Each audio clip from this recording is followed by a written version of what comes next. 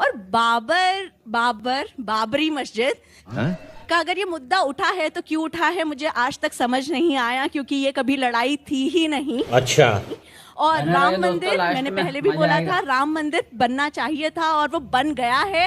Last तक बने रहे। वो अलग बात है, जैसे सर ने बोला कि उससे बनने में इसलिए टाइम लग गया क्योंकि हम लीगल लड़ाई लड़ रहे थे। अगर नहीं लड़ते तो बन तो वो 2 या 5 साल में भी जाता। ये फंस गया।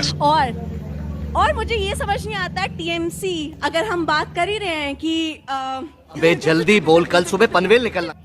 बंगाल में अगर ये विवाद हो रहा है, वहाँ मस्जिद क्या और मंदिर की बात होती है, लेकिन जब देश की बात आती है तो वहाँ की दीदी कहाँ चली जाती है। चलिए, मैं तुम्हें अभी समझ। चलिए, बहुत अच्छा। भूमिका, इस विषय पर बोलने का आपका 45 सेकंड का समय शुरू होता है अब। आप सभी का बहुत बहुत धन्यवाद महोदय। सबसे पहले इन्होंने बात की है राम मंदिर की कि उन्होंने बहुत ज्यादा लीगल लड़ाई लड़ी है परंतु इन्होंने जो है 1992 में जब खंडन किया था उस बाबरी मस्जिद का, तो उसमें उन्होंने द प्लेसेस ऑफ वर्शिप 1991 का एक्ट का खंडन किया आप लोगों ने।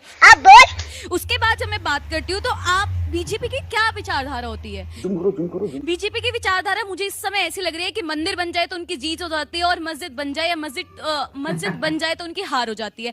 बात तो सही है। तो मंदिर मस्जिद की जब आप खुद ही लड़ाई कर रहे हैं तो आप टीएमसी को कैसे कह सकते हैं, जब टीएमसी ने बाबरी मस्जिद बनने के बाद ही उस नेता को निकाल दिया था। वाह दीदी, वाह दीदी। उसने बोल दिया था कि हमें बाबरी मस्जिद नहीं चाहिए। जब उसने साफ साफ ये चीजें कर दी है तो आप टीएमसी को क्यों बोल रहे हैं कि वो राजनीति मस्जिद के नाम पे कर रही है? उसके बाद हम रुला दिया ना बेचारी।